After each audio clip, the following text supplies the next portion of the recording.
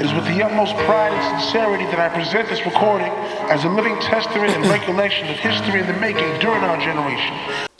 I'm back.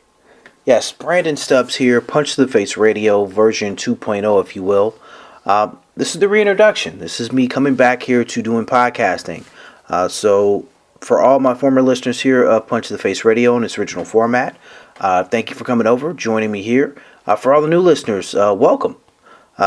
Let this first episode be the introduction of what the show will be about, and a little bit about me. I am Brandon Stubbs, host, also the owner-operator of PunchToTheFace.com, so make sure you check out PunchToTheFace.com if you haven't. Been in blogging, writing, podcasting, and all that good stuff here for about 5 years. First started off literally just talking. Met somebody actually at a fight at a Manny Pacquiao. Actually, it was Manny Pacquiao versus Juan Marquez 3. And I was actually talking to people out there at the fight while I was there attending it. And a guy was like, well, who do you write for? You know all this stuff. Like, who do you write for? I'm like, I don't write for anybody. I'm just here for the fight. And he said, you're so knowledgeable. Why don't you need to be writing for someone. Now, keep in mind, I don't have any sort of journalism degree or anything like that. You will quickly find that shit out here on the show. But I do know what I know, and I'm passionate about what I know and what I love. So, literally, a couple of days after getting home from Vegas, started a blog. The blog built, started getting the eye of other people on social media via my Twitter account. If you don't follow me on Twitter, make sure you do. It's punch_2 the face. You can just click the Twitter link here on the page. People started to notice me on there on social media, made friends with people, got an opportunity to write for a couple of different sites, got an opportunity to do a couple of podcasts, and after that I started building more and more, and was able to get blessed to get my own show about 2 years ago through badculture.net. Did the show for a little over a year and a half. Really kept doing it. It's just a lot of stress and a lot of things involved in the background to where I had to take time away. So the last 6 months of last year, I literally sat back and did nothing. Tried to get my head clear and see if I wanted to continue to go down this road of combat sports journalism. And I decided, why not? Don't let these people run you off from what you love and what you love to talk about. So I'm back. The show will air here every week. The show will consist of MMA topics mainly. Will be some boxing sprinkled in here and there in regards to a lot of the bigger fights, bigger name fights, and when news breaks, obviously we'll do a show and have a topic on it. Interviews with a lot of MMA fighters, a lot of up-and-coming fighters, a lot of established fighters. Hopefully some superstars as well. We've reached out. We'll see what happens. I was blessed enough here when I did the first version of Punch to the Face Radio to have a lot of great guests. Holly Holm was my very first guest on my first show. I mean, I think we were like 3 or 4 shows in to doing it, and Holly Holm came on and was a guest. That was before she signed with the UFC, was very humble, and said at that point that if she got the call, she'd be ready to fight and win. Sure enough, we saw what she did here at the end of last year. So, had them on here before they were stars, if you will. A lot of up and coming talent, like I said, promoters, other MMA and boxing journalists will join me on the show as well. And you can always be a part of the show. While we won't take any live callers, thank God, because I learned from my mistakes doing the show live when I used to do regular Punch the Face Radio. You can always email me your questions at Brandon at punch2, it's always the number 2, theface.com. So Brandon at punchtotheface.com. You can email me your questions there. You can also on Twitter email me your questions. I'll always answer them here on the show. Answer them on Twitter as well. Give you a shout out for that. So never be shy about sending me your question, your take, your comment here in regards to the show. You can also leave them here on the comments page here on the show if you have any questions or anything you want to follow up on. So about me. So for those who don't know, who didn't listen to the previous show, I'm very opinionated. I say what I say. I like who I like. I don't like who I don't like. This time around, it's going to be a little bit different. Maybe a lot different. Possibly me getting sued. But we'll see. With that being stated, when you work for someone else, you can't always be as vocal about certain things, certain companies, certain people, certain subjects you can't always touch on because you don't want to have your employer get blackballed out of the industry, or you get blackballed out of the industry. Well, this time around it's a little bit different because I will quickly say I genuinely don't give a shit if I get blackballed out. I didn't do this to get into the money. I do this to have fun. That was the whole reason behind me getting into blogging, was to get my opinion out and to have fun doing it. This is what Punch to the Face Radio is about.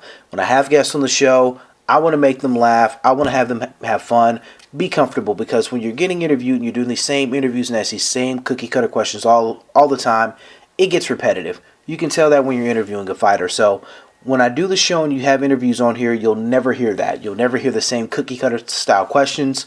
It's always going to be fun and light, but we also want to get their takes on real things that are going on in their respective sport, or in the world for that matter. Things that affect us and we want to know their opinion on.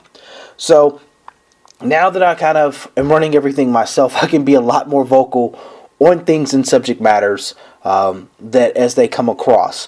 I can tell you this, I will have a show dedicated to, I will probably take a giant proverbial shit on Premier Championship Boxing, or the PBC, or whatever it wants to be called. If you follow me on Twitter, you know I am the owner and creator of the hashtag PBC on some channel, because that's what it is. Yeah, not a fan of that. Also in boxing, not a fan of Andre Ward. Now, as we're recording here the first show, Andre Ward in Rock Nation sent out a tweet about his fight against Sullivan Barrera being made official. And then the tickets going on sale literally within about an hour and a half of him sending out the tweet. Now, it's kind of strange that you're going to have a fight here in March. You tweet out the tickets are going on sale the day that the fight is made official. Sounds like poor marketing and poor strategy to me. I don't know much about that in regards to the sports world, but I do know marketing somewhat, and that is poor strategy. But hey, it's Andre Ward. He makes shitty decisions. So you can definitely tell Andre Ward is someone who's going to catch a lot of heat here on the show. Something else that will catch a lot of heat on the show. You know, I'll be always very upfront about my association with certain promoters or anything like that. One thing I'm never going to shy away from, you know, I'm not going to have somebody on the show who I can't ask certain questions to, or if I'm asking for interview requests and they ask for the questions up front, I'm not doing that. That's not this style of show. So if you want to be that way, if that means me not getting guests, then so be it. But just know that that's something, a lot of things that do happen here in the industry, and it's kind of lame. Like, you know, if you're going to come on a show, you know you're going to get asked certain questions, just answer them. Don't duck them. Just answer them. Be a man, or a woman for that matter. Stand up and answer the questions. I don't know, just me. But won't be any of that here this time around. We had to do that here on the last, when I previously did the show, where there was a lot of people who wanted their questions asked up front, wanted copies of the questions, ran through their PR person. I mean, this industry is really, really shady and really shitty at times, but it is what it is. So there's that, and let's see what else. Something else we'll also have on the show. Every third Monday of each month, I have the punch per pound ratings on punchtotheface.com. So obviously that week we will review those rankings. We will get your Twitter takes on that, because that seems to be a very hot button topic there on the site. Some of the rankings and some of the people not liking some of the rankings amongst there. But every third Monday of each month, those rankings will drop. We'll review those here on that week's show, and definitely get social media's take on that, and hopefully have some of those fighters featured on the list throughout the month. So that's something we want to aim for here every month as well. We'll also bring back the dumbass of the week. It seems like someone every week in combat sports is doing something really stupid all the time, and when that happens, we got to make sure we acknowledge them. We got to make sure the world knows that they're idiots. So with that being stated, this will definitely make its return. If I can get it to go, here we go. If you didn't hear that, that is the famous Price is Right horn. So yeah, the loser horn from Price is Right. So that's something that we'll definitely bring back here on Punch to the Face Radio for the dumbass of the week. Hopefully every week I won't have to name someone, but unfortunately I know I will. It always happens. It just is, it's inevitable. Somebody's going to do something stupid in the world of combat sports, so we'll have to call them out and point them out and make sure the world knows that they are idiots. Let's see what else. So like I said, that's kind of the how the show's going to be structured. So definitely looking forward to having some interviews lined up here down the line for the show. And also as well, feel free to tweet me if you have any show suggestions, a topic you want me to discuss, fighter you want me to possibly get on the show, promoter you want me to help get on the show. Just reach out, let me know who you want to hear on the show. I'll try my best to get them on or ask them questions while I have them on. So never hesitate to do that.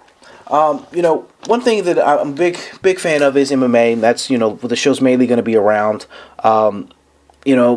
Every week we have fights, so every week we're going to have some fights to review. Here for the first episode is really no different. This week we had the pleasure of getting a free UFC, thanks to Mauricio Verdum and Cain Velasquez, both pulling out of the fight injured for UFC 196. That is no longer 196. It just ended up being a fight night, and 196 is now later this month. Very confusing the way they actually retitled all of that, but whatever.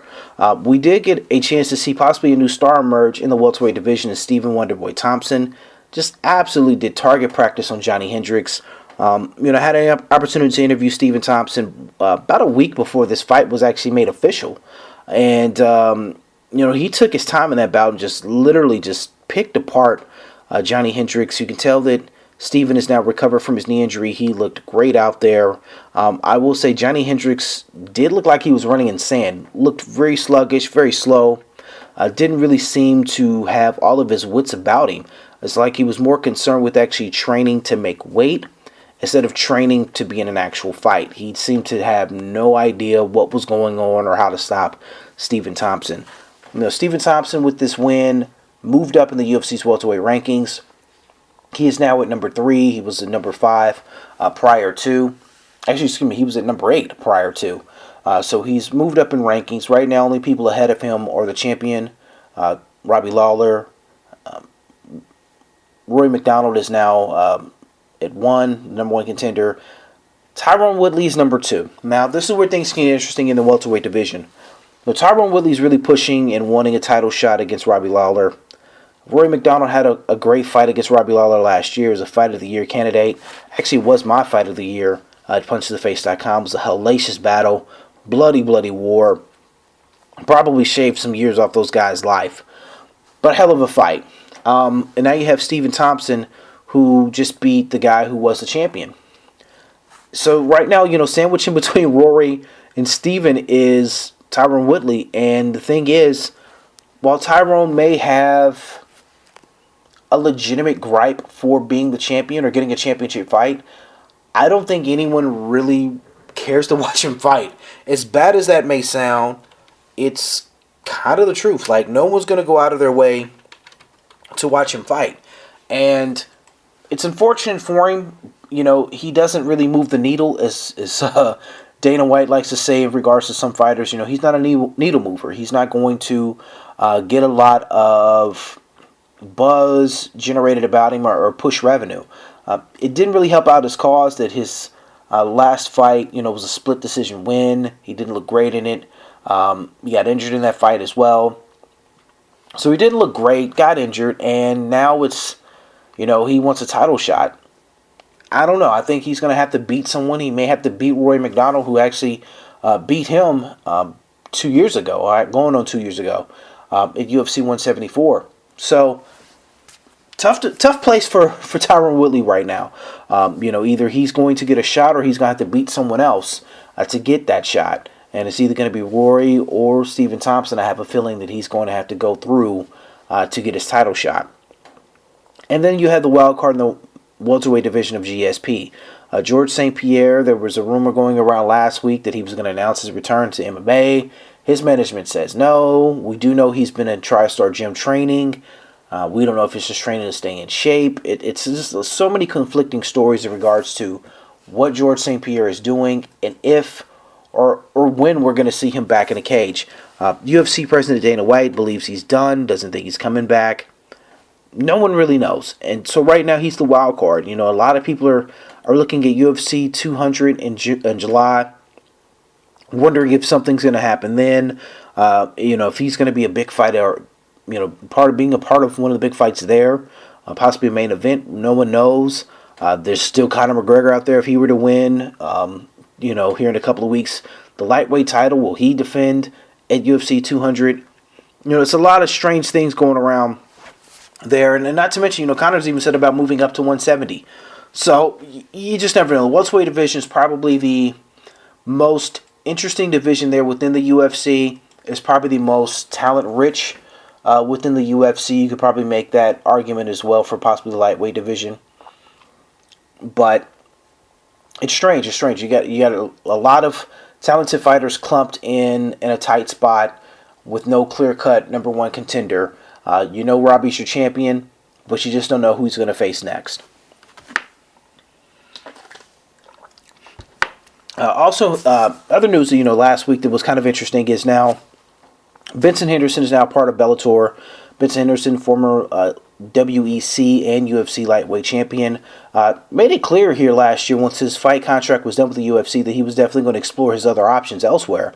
Was going to see what his value was in free agency. He liked his value in free agency. He ended up getting a good deal, he says, with Bellator. He's happy. He's at peace. He's able to get a lot of that sponsorship money back that he was losing out through the Reebok deal. So, him leaving, he's going to get an automatic title shot at welterweight there at Bellator here in April. So he's going to be moving up to the welterweight division. He fought his last two fights at 170. But, it begs the question is Vincent Henderson going to be the guy to kind of help open the floodgates? We know there's other fighters who are free agents as well, who've said they're going to see what their value is in the open market. You have Aljamain Sterling, who's a prospect and a looked upon as maybe being a star of a future. The UFC hasn't re-signed him yet at this point, so he's still kind of dangling out there. So we don't know what's going to happen with him. You have Alistair Overeem, whose fight contract is also done. We don't know what's going to happen with him. You have Matt Mitrione, another gentleman. His fight contract is done with the UFC. I think he's going to listen to offers as well. You still have another former heavyweight contender for the UFC, Steve Jordan, who's still out there as well. There in the out there in free agency, he hasn't signed with anyone. Sean Jordan, still out there in MMA free agency. So it's a lot of things out there, a lot of fighters out there that it could change the landscape. And we know Viacom is owning and backing Bellator. It's just going to be a question of how much money are they willing to spend. Last year we saw them sign Josh "The Punk" Thompson. We saw them sign Phil Davis from the UFC as well. There's still the whole thing with Quentin Rampage Jackson. Will they, let him come back? How do they do with that contract? That, he kind of left and shouldn't have left. And so, a lot of interesting things can happen. But Vincent Henderson could be the Kirk Flood, if you will, of MMA free agency, to where he's still somewhat in his prime of his career. It's not like he's a washed fighter. Still a young man, still a very, very capable fighter, and it kind of seems rejuvenated fighting at 170 pounds. So, with him getting this deal with Bellator, and he's already said, he's had fighters ask him, what did they offer you? What was kind of deal did you get? So, he could be the guy that could really help stir the pot as far as MMA free agency goes, and a lot of fighters getting more competitive pay amongst the organizations. We'll see. It should be interesting to see how that all plays out, and fighters saying that they're going to test their value as their contracts end. Very, very interesting to see how that goes, and I think that's one of the bigger stories as 2016 finishes rolling out. And just think we're barely, we're a full month into it, and we've already had a couple of rumblings in regards to that. So, big story, I think, to keep your eye on as time goes by, and obviously here on the show, as those things occur, we'll have news on that and have takes on that. So, said this is the first episode. This is just kind of a teaser what we're going to get every week. We have some fighter interviews we're trying to get solidified and organized here over the coming weeks. So we want to bring those on to you on the show. Also, whatever interviews don't make the show will be on the YouTube channel. We'll make sure that we promote that as well. Let you know what interviews are up each week. Make sure you follow me again on Twitter at punch_2the face. Or you could just click on the little Twitter emblem here on the page. And if you're listening on iTunes, like I said, punch the face. So punch_2 the face. Feel free to email me any questions, comments in regards to the show at brandon@punchtheface.com. And as well, here on the site page, you'll see a little button that says PayPal donate. If you want to donate and help me out with the show, I will always take free money. Never against that. Feel free to click. Any donations you give will help. It will be appreciated. to help kind of power the show, get things better. So, thank you for listening to show number 1. More shows to come. And, as I used to say on the ending of all my other shows, everybody stay safe, stay blessed. Please don't do anything stupid. And until next week, I'm out.